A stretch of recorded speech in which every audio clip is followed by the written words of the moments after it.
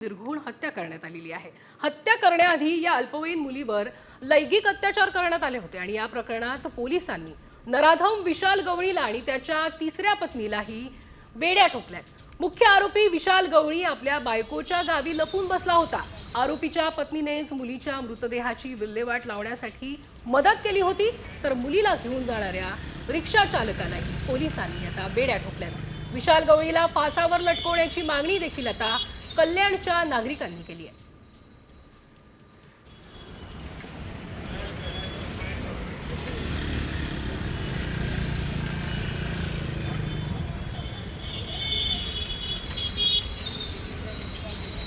कल्याण पूर्वेत घडलेल्या एका घटनेमुळे संपूर्ण कल्याण शहर नव्हेच तर आजूबाजूचा परिसर देखील हादरून गेला आहे। नागरिकांमध्ये प्रचंड तीव्र अशी संतापाची लाट पसरली आहे। कल्याण पूर्वेत 13 वर्षीय मुलगी अल्पवयीन मुलगी ही बेपत्ता होती। या संदर्भात कोळसेवाडी पोलीस ठाण्यात तक्रार देखील नोंदवण्यात आली होती।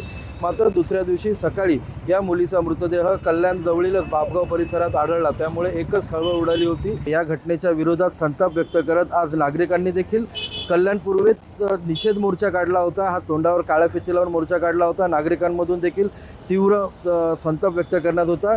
एकंदरीतच या प्रकरणाचा आता उलगडा करण्यात पोलिसांना यश आलं। या दोन्ही आरोपींना पोलिसांनी अटक केली आहे। मात्र या दोन्ही आरोपींना, या गुन्ह्यातील आरोपींना कठोरातली कठोर शिक्षा करावी अशी मागणी आता नागरिकांकडून केली जाते। अभिजित देशमुख, साम टीव्ही, कल्याण। याच्यावर उपाय जो आहे तो एकीकडे वेगानं न्याय व्यवस्थेनं न्याय देणं आणि दुसरीकडे समाजामध्ये अवेअरनेस तयार करणं।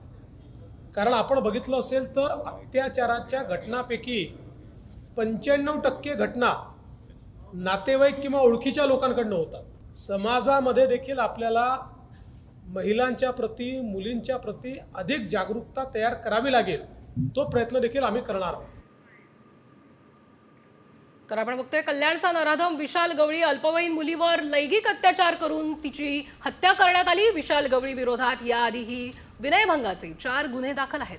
विशाल गवळी हा विकृत स्वभावाचा असल्याचं समोर आलंय।